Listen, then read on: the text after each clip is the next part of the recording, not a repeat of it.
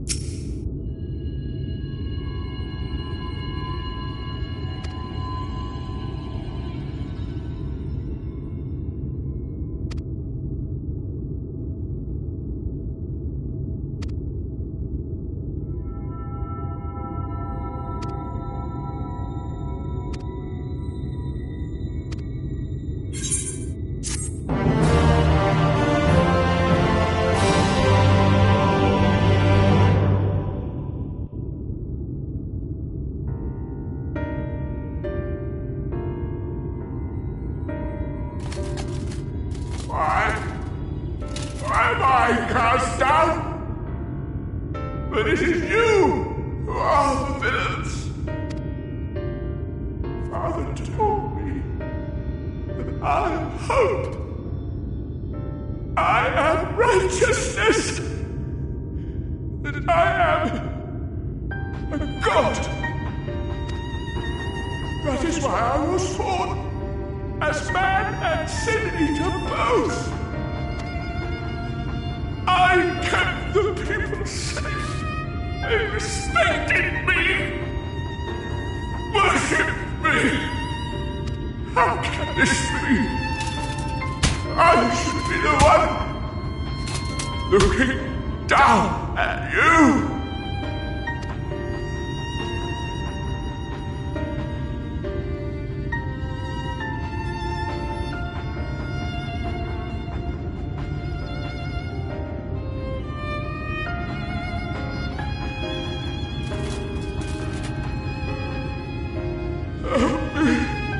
Damn you!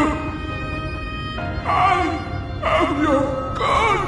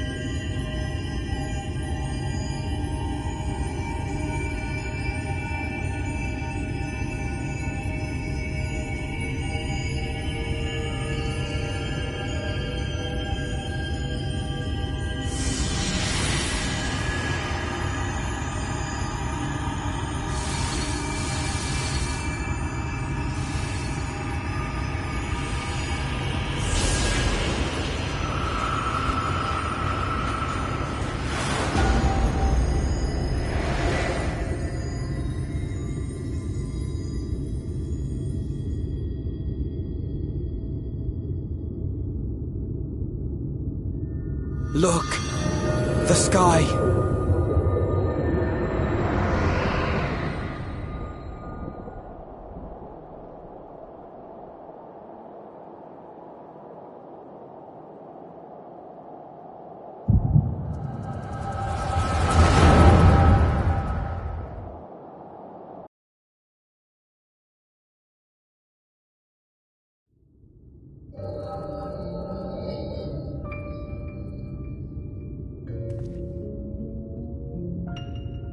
Fools! Were it not for my decisive action, the whole city would have been overrun, razed to the ground. Yet they dare to complain about casualties? Spare me. I'll wager they were put up to it by those wretches who seek to usurp me. They're stirring up the citizenry. But if they think I will yield to the likes of them, they are gravely mistaken. To be subjected to such deplorable treatment, such ingratitude. You have my sympathies, sir. You do so much good for this city, and you could do so much more were you not surrounded by fools.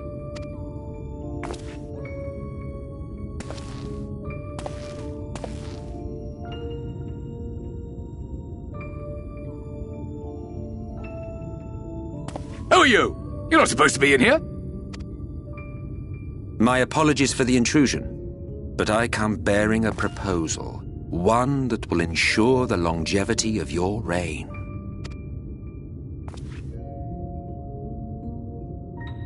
But give me the word, sir, and I will bring hither a light warden. By giving its power to the babe within your lady wife's womb, we shall create a transcendent being, a king to rule over all. And as sire to the king, your authority will never again be in question.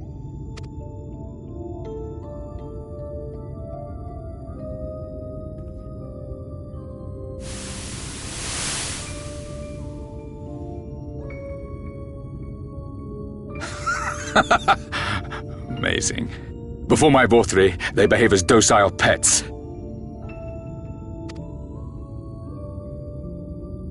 With this gift, my line shall be guaranteed power for perpetuity. We shall rule the whole world.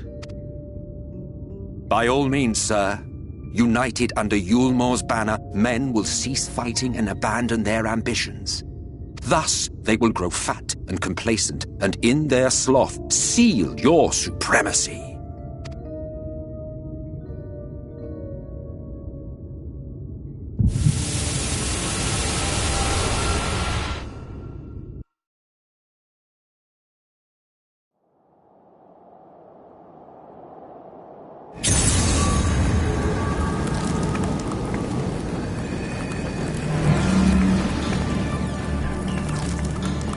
Are you all right? Say something!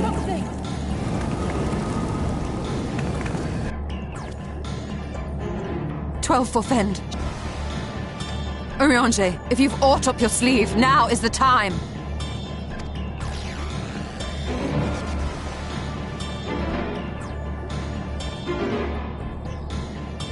It's changing back!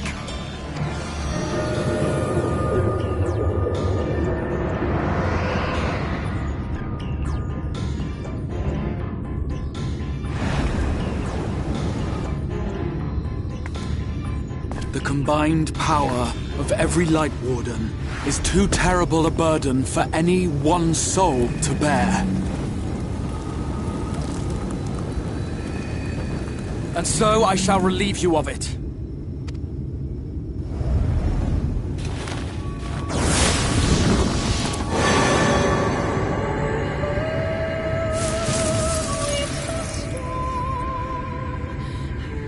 Exarch! What are you doing?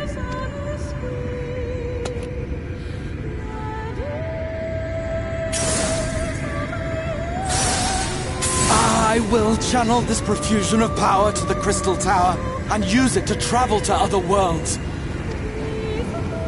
As I have dreamed of doing ever since I first learned of their existence. Who would choose to remain here in this dying realm when they might go elsewhere and begin anew? Not I. And thus did I use you. No, I don't believe you. It doesn't make sense. Damn you! We won't let you do with her as you please. Do not interfere!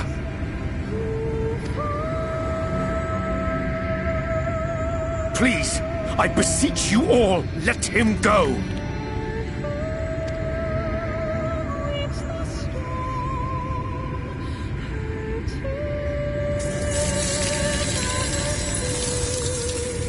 You knew of this, Urianger.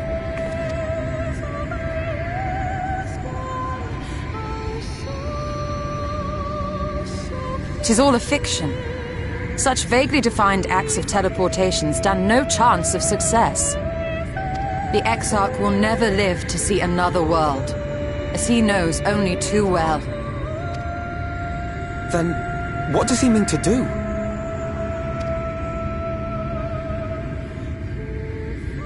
He means to take the light with him into the rift, where he will die. From the beginning, he intended to sacrifice himself to save our friend and Norvrend.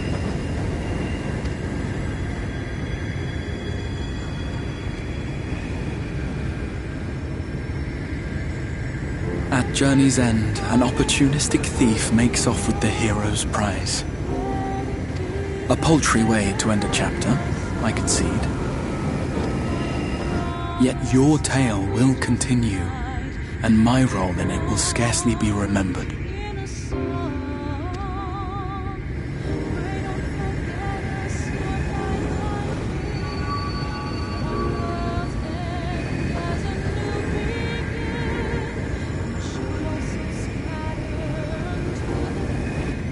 Worry not.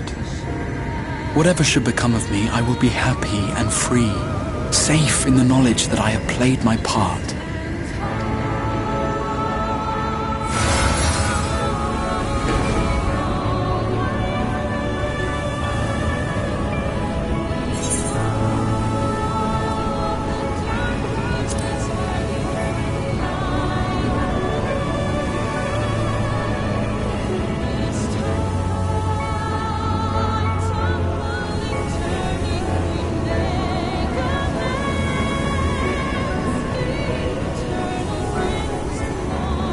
Thank you for fighting for this world, for believing. Fare you well, my friend, my inspiration.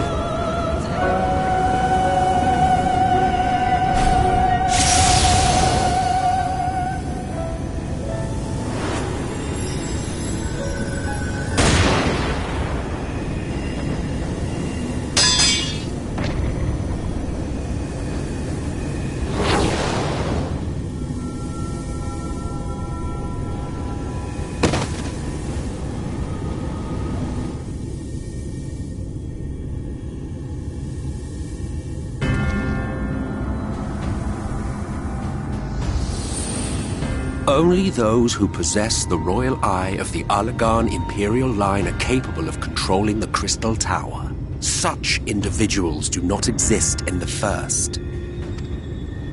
Therefore, in all likelihood, the Exarch arrived here with the tower. This much I had surmised, yet I could not discern his grand scheme.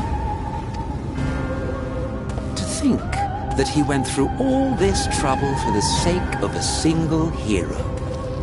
It's almost admirable in its absurdity. Alas, it is not your grand scheme that will succeed, but ours. You bastard! Stay put. Your friend is still alive, but whether he remains so depends on you.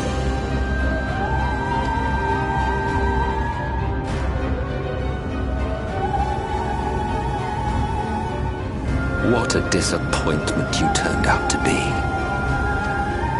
I placed my faith in you, let myself believe that you could contain the light.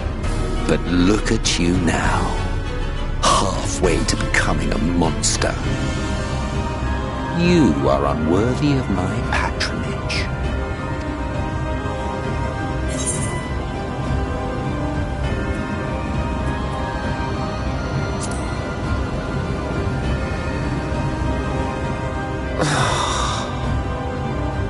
I am an Ascian. My heart's sole desire is to usher in the great rejoining. 100 years ago, I entrusted my comrade Logriff with the task of increasing light's sway over this world. This we sought to do by manipulating heroes. When that failed to achieve the desired result, I created Vorthri. But thanks to your meddling, that too has ended in failure. What was your true purpose in approaching us? By your 12, boy, have I not told you before that everything I said was the truth? You were specimens by which I might gauge man's potential as it stands. I genuinely had an interest in you, genuinely considered taking you on as allies. Provided she could contain and control the light. If not, then she, and by extension you, would be of no use to me. 'Twas as simple as that. So, we've been found wanting. How disheartening. But even had we fulfilled your conditions, there was no guarantee that we would cooperate. What then? Then I simply kill you all. At the very least, it would restore the world to the way it was before you went about trouncing Lightwalkers willy-nilly. Suffice it to say, it would be most inconvenient to have all that light taken away. And I would be lying if I were to claim his actions didn't have me worried.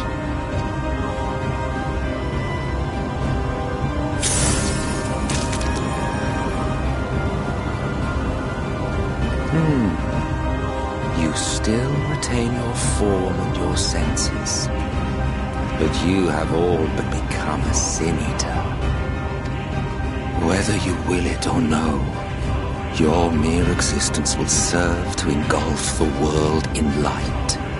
Those in your company will likewise turn into Sin Eaters, and in time you will succumb to your base instincts and hunt innocents to feast on their sweet, sweet ether. Those few with the will left to fight may rise up against you. But before your absolute might, they will quickly know despair. There is no hope. We are finished. Mankind is finished. Ah, the irony. What Vorfrey achieved through bliss, you achieved through despair. But I have overstayed my welcome. I shall look forward to seeing you bring the world to its knees, hero.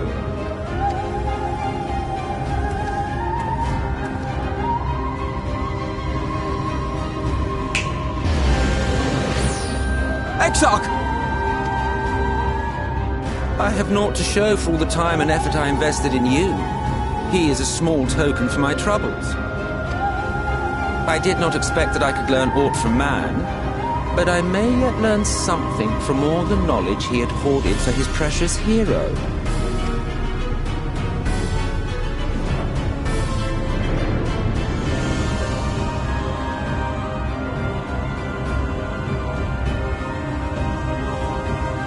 I pity you, I do. Your friends are now your foes. If you do not kill them, they will kill you. When it all becomes too much to bear, seek me out at my abode in the dark depths of the Tempest. There, you may complete your descent into madness with some dignity, far from prying eyes.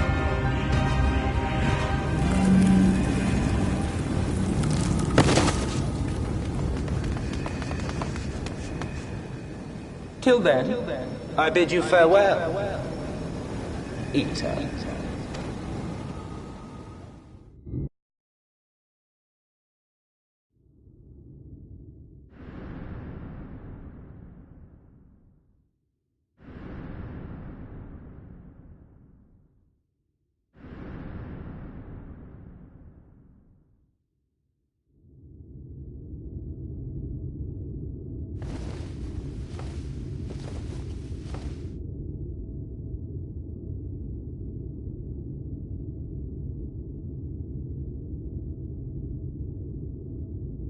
Ah, finally.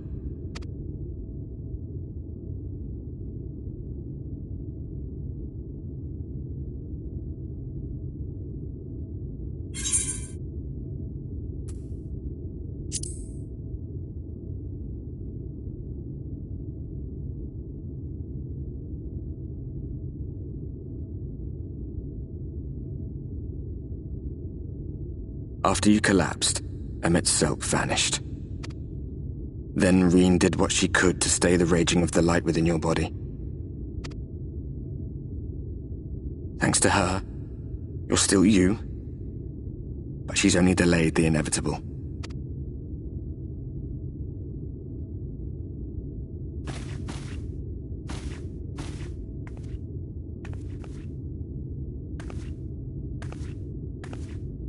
You're not going to like what you see, but you still need to see it.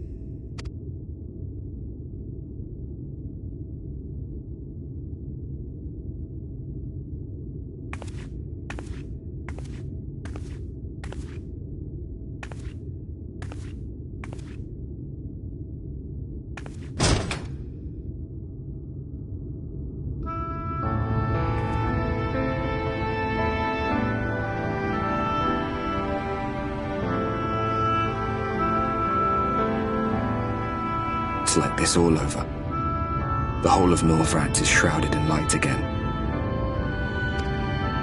And it's because of you, and the power you absorb from the Wardens.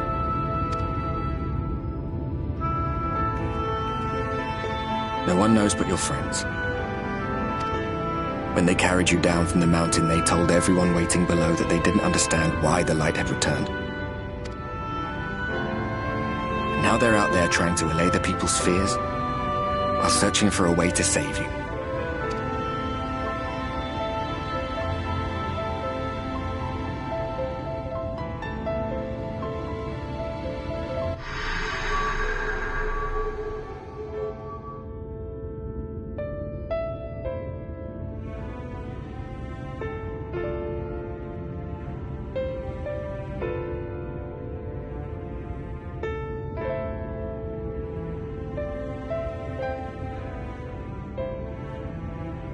If you're well enough to be up, you're well enough to get some fresh air. Better that than stewing in here. Go on. Go.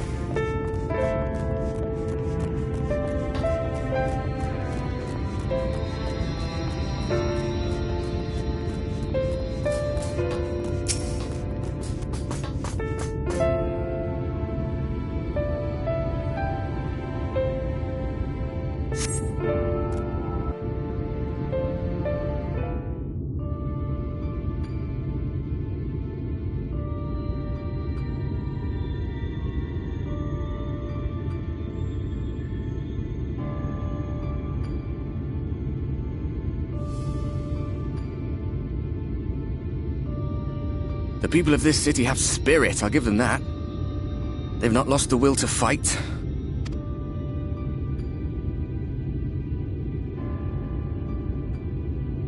I can imagine how torn you must feel, looking at that sky, knowing what it means to everyone, and that you're responsible.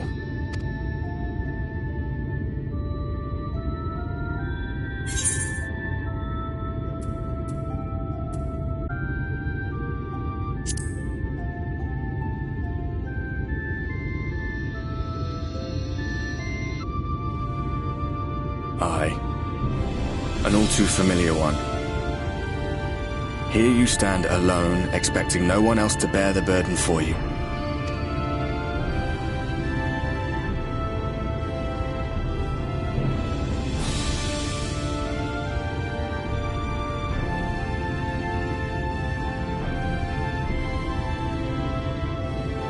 You're in a corner, and there doesn't seem to be any obvious way out. That doesn't mean it's over. However hopeless it seems, you haven't lost yet.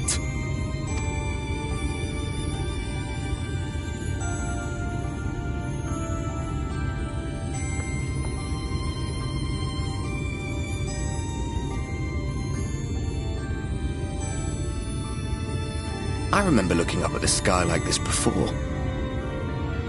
Being caught up in a strange kind of calm. It was after we realized we were responsible for the flood, when we resolved to journey to the source by taking our own lives. One last sacrifice, one last fight, one last failure. And then the Oracle appeared and, well, you know the rest. There were times in the years and decades that followed when I wondered if we might not have been better off just letting the rejoining happen.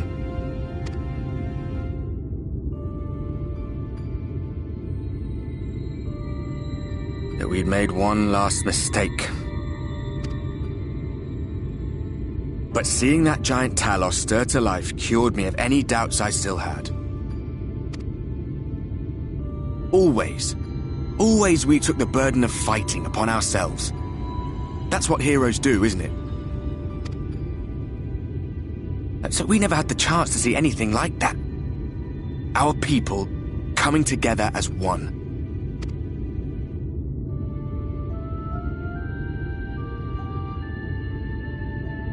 To think that their hope still burned so bright. That they were still so eager to live, they would lift up their fellows, one on top of the other, till they reached the sky.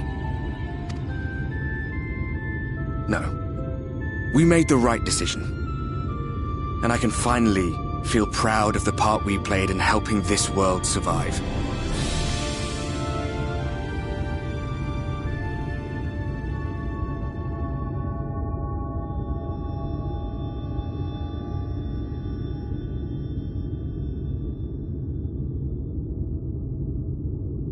Well, come on then.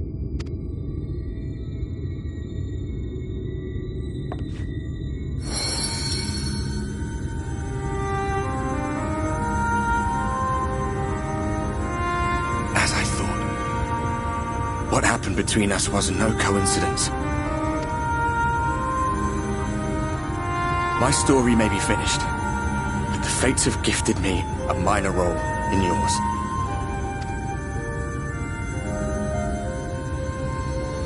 I suspected as much the moment I realized you could hear me.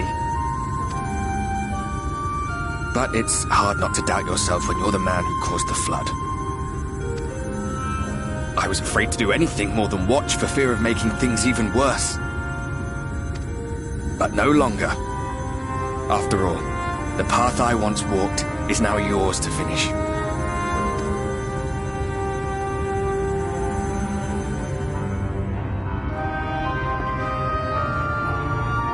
For what it's worth, I cast my lot with yours.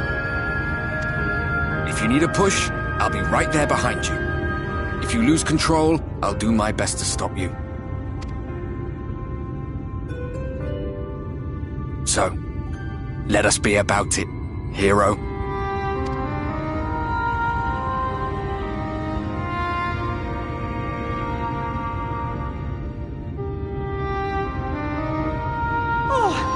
Worried you were up here all alone, brooding and fretting and wallowing in your woes. But look at you, grinning at nothing like a pollen-drunk pixie.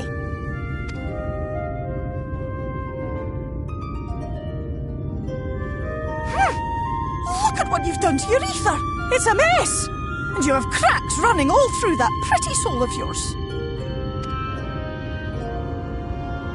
My poor little sapling. Whatever am I to do with you?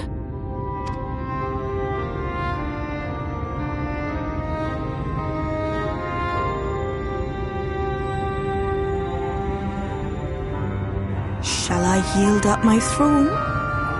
You could claim it, cut ties with the mortal world, hide away in the castle.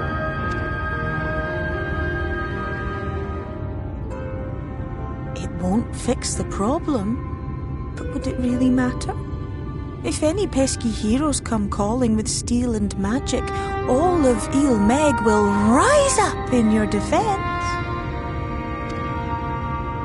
My crown and scepter are yours, if you want them.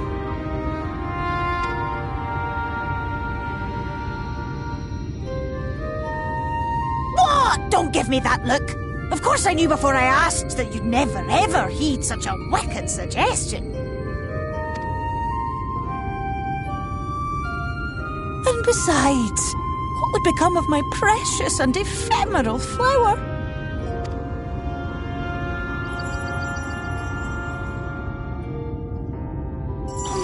Dear beloved sapling, you are lost, confused, and have precious little time to gather your wits.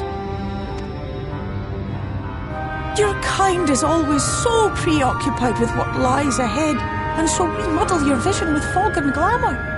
But such trickery is easy to see through. Stand very, very still. Think not of where you need to go, but where you are right now at this moment, at this time, in this place.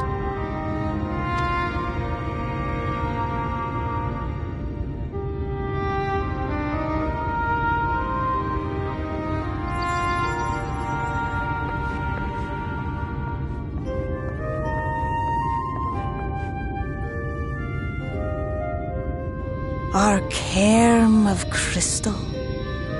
From shadowed hood he watched you go, his ruby eyes with warmth aglow. See yourself as he saw you, and that shall be the clearest clue.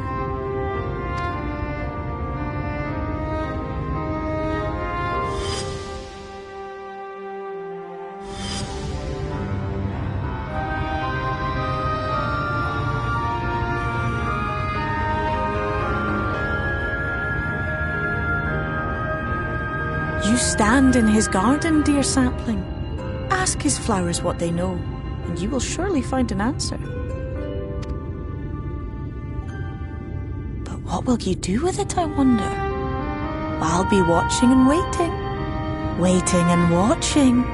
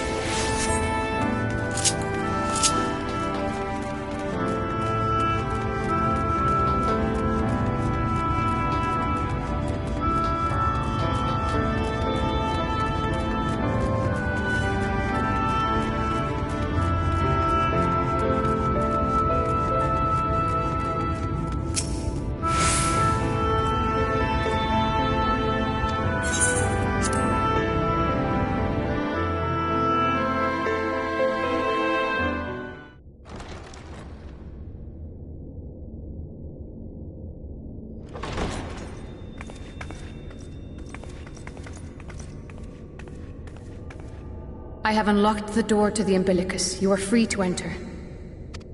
Once you have what you require, I'll see it sealed once more. Until then, I will remain without.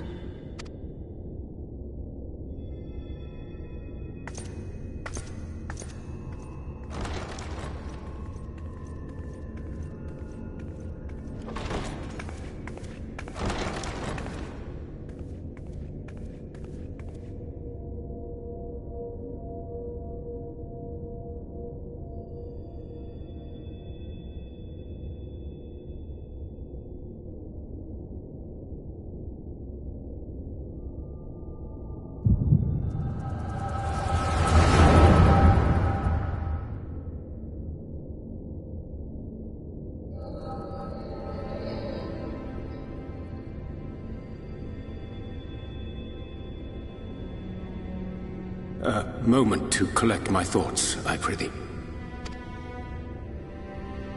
Thy true name is Grahatia, then. By thy claims, thou too art a native of the Source, though from an age beyond our own, when the 8th umbral calamity hath visited devastation upon our star. Thou hast, by subtle means, reached across the boundaries of time and space to unsow the seeds of catastrophe, ere its creeping vines drag our champion unto an early grave. In essence, yes. A difficult story to swallow, I am sure.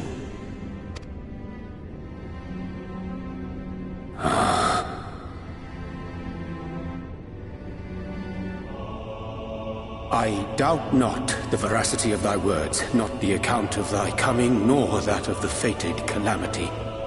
Yet my mind straineth still to apprehend the enormity of this tale. Wouldst thou favor me with a gradual unfolding of its chapters? Certainly. But where to begin? I should start with those great minds who survived the calamity. Sid Garland being perhaps the greatest. In hopes of staying the unending tides of war, he and his fellows pursued all manner of possible solutions. One of these was rooted in a theory which unified several fundamental principles discovered over the course of the Warrior of Light's adventures. It proposed a method by which one could enter the River of Time, traverse the rift, and leap between worlds. Perfecting that idea, however, was a work which consumed their lifetimes, and thus was it left to future generations to decide whether theory would be put into practice. But all the while, the world continued to burn. Hope was a feeble outpost, beset on all sides by thievery and misery and murder. People cried out in despair, "There is no hope! We are finished! Mankind is finished!" Then others raised their voices in answer. Though we be beyond salvation, those who came before may yet be saved. We will forge a crossroads and pave the way for a different future. By the wisdom of our forebears, we will prevent this calamity from ever having come to pass.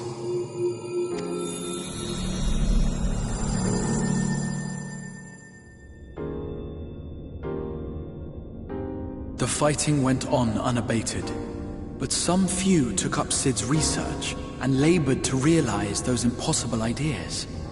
After 2 centuries of labor, their descendants finally succeeded in awakening the Crystal Tower, an integral part of the process, and, in doing so, roused its caretaker, me.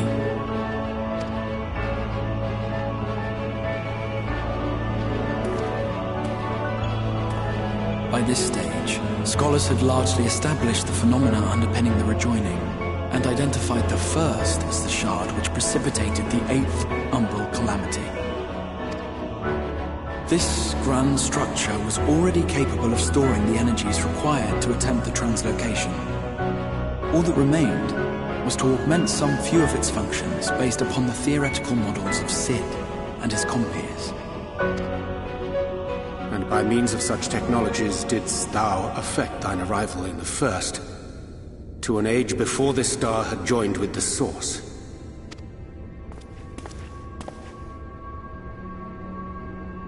Some while before, as it turned out. 'Tis all but impossible to predict how time will flow between one world and the next, and we missed our mark by almost an entire century. But this only worked in our favor. The Sin Eaters could not be defeated without the blessing of light, and summoning the only woman who might stand a chance against them would require decades of preparation. An undertaking of scarce credible endurance. That thou hast kept thy plan from falling into disarray these many years bordereth on the miraculous. Yet howsoever history be rewritten, thy present self was shaped by events which followed the calamity. Should said catastrophe be averted, the very skein of thine existence will unravel. Surely thou hast foreseen this. I am aware of the consequences.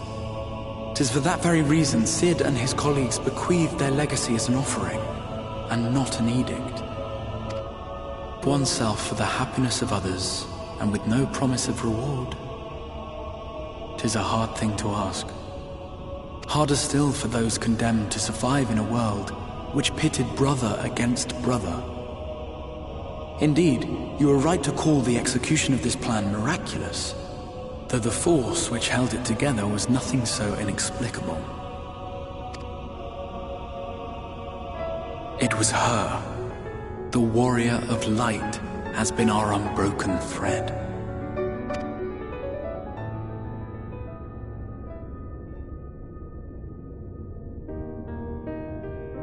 Where others would stumble and fall, she would rise above. Where others would break and run, she would carry on.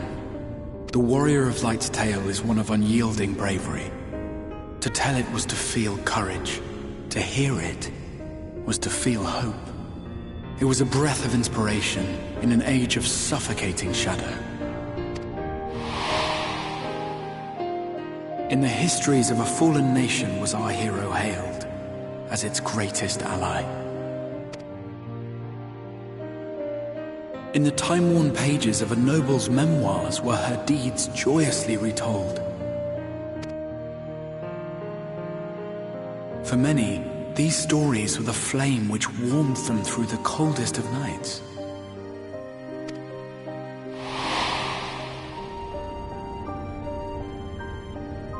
And so it should come as little surprise that the plan found no shortage of volunteers, concerning as it did the Warrior of Light herself. It was their chance to add their own verse to the hero's saga. She was the lodestar that brought them all together, to send their final message back through time and space to her.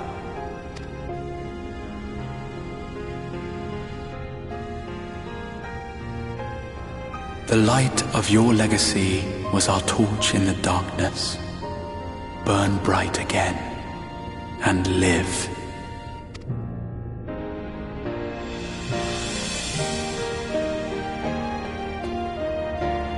I am merely the bearer of that wish, come to ensure it is safely delivered.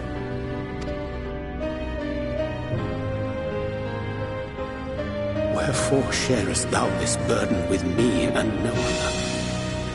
What wouldst thou have me say? That you will be my accomplice? 'Twas you yourself who convinced me of your suitability when you spoke of how you learned of the Flood and of your part in arranging Minfilia's journey to the First. Your actions showed uncommon resolve. 'Twas clear you were committed to the cause of saving this world. I knew I could trust you to choose the right path forward, even if that choice came with a heavy price. What price?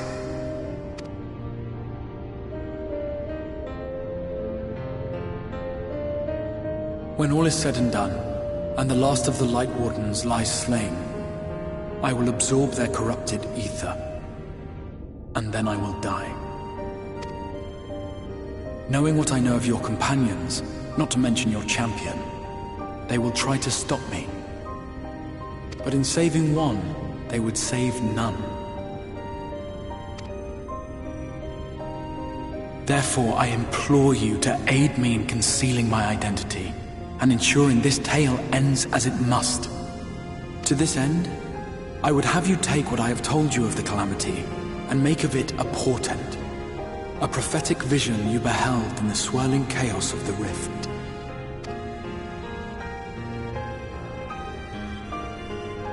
Is this truly thy wish?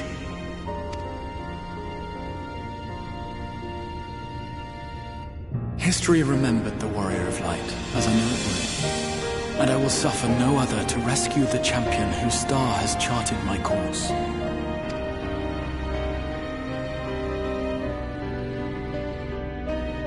I will see this tale to a happy end, my friend. There has been enough tragedy.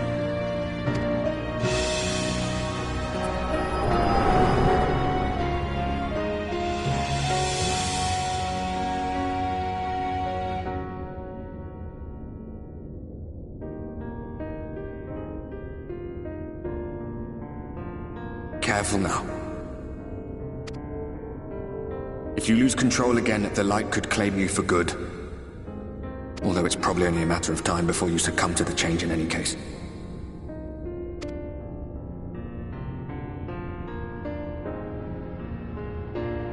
What do you mean to do?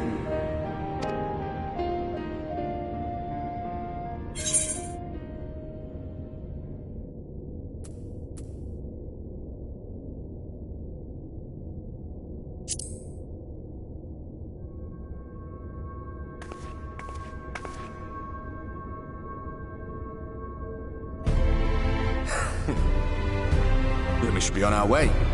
Dacian mentioned the Tempest, did he not? That's the stormy seas around Calusia to you. His lair must be down there somewhere, hidden beneath the waves.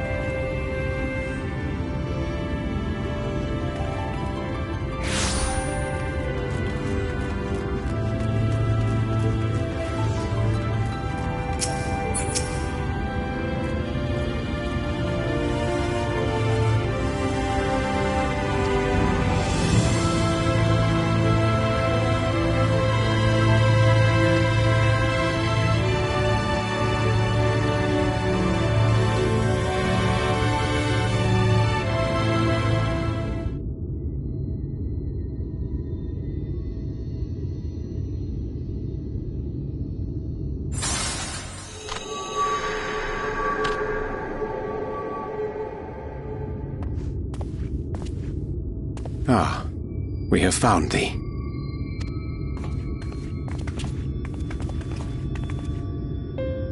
Word reached us of thy recovery, and thus did we gather with all haste.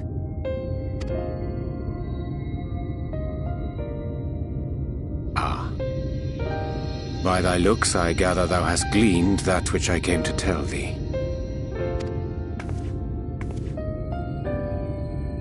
Urianger has shared everything with us. The Exarch's true identity and purpose.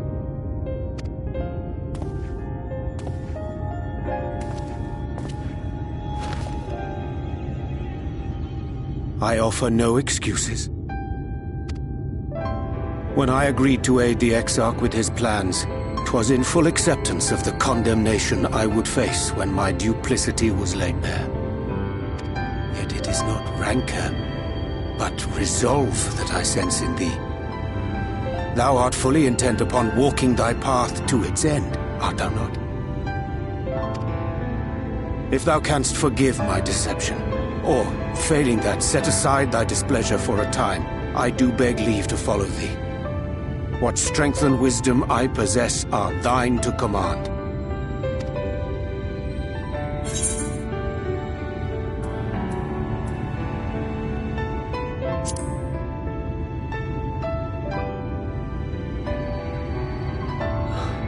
I thank thee.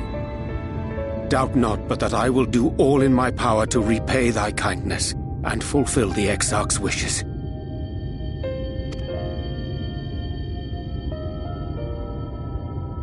I'm sorry, but I don't think this is a good idea.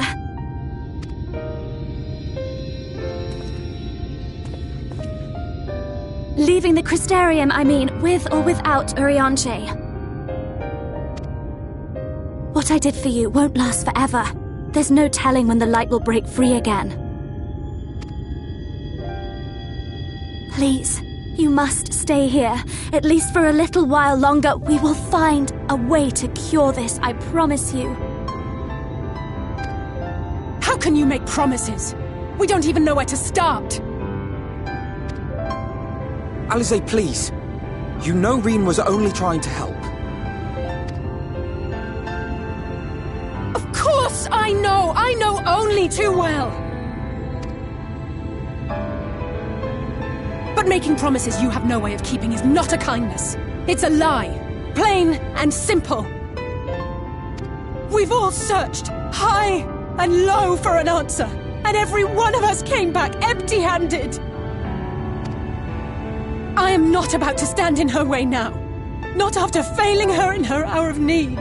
No, the least we can do is...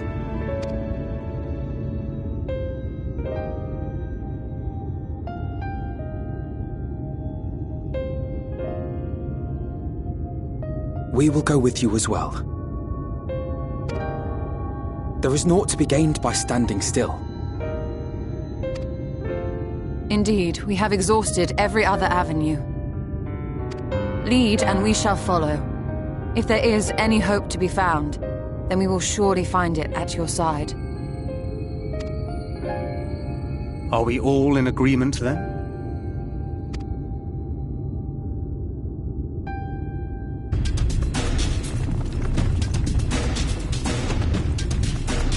Though we may not know the whole story, we do know you're in for a fight.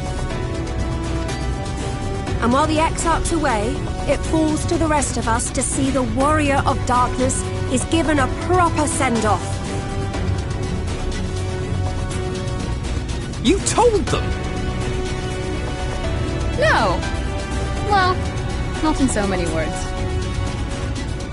Aye, we didn't need it spelled out for us. When the night sky appeared over whichever place you went to, it was harder not to put two and two together.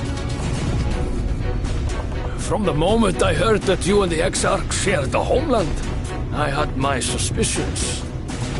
Long had he been waiting for a certain someone to arrive, and I knew at once that it must be you.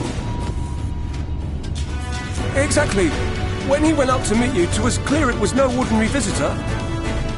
That spring in his step spoke volumes. I could feel his excitement. Eat him! That's right!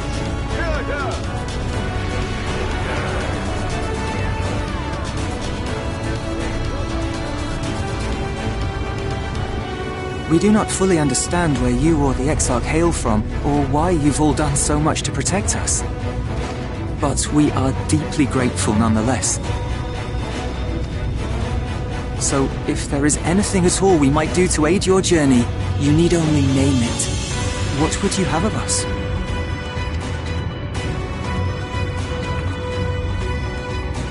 You might have invited them to join us, where there are not so many. Come, they are waiting. What is your will, O warrior of darkness?